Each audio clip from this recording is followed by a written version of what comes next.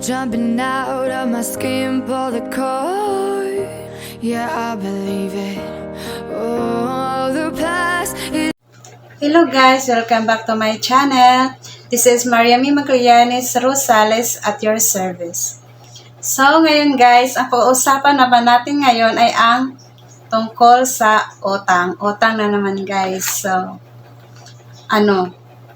kung gusto nyo pong mag-shopping sa SM na na short kayo sa pera, na short yung budget nyo, pwede po kayong mangutang.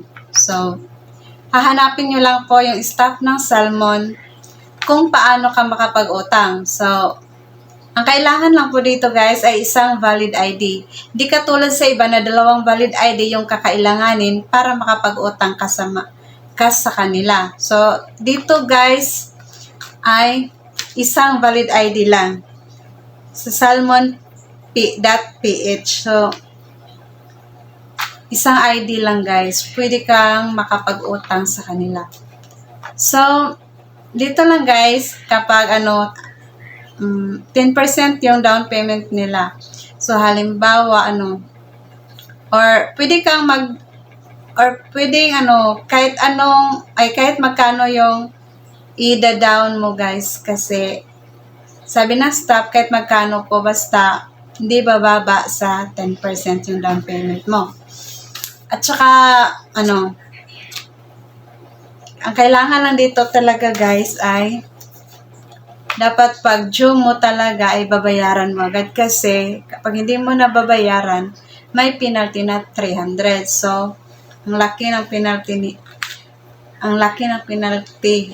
So, kailangan talagang mababayaran mo within the due. Then,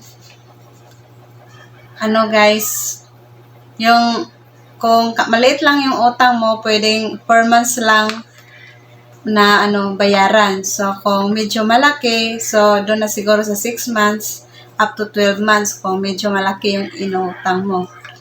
So, dito sa Salmon guys, kapag maganda ang pagbabayad mo, kooperan ka daw ng loan. Yun ang sabi ng staff.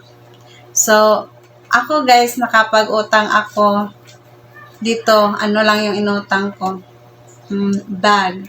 So, sabi ng staff nila, yung last week na pumunta ko sa SM, na short kasi yung budget ko. So,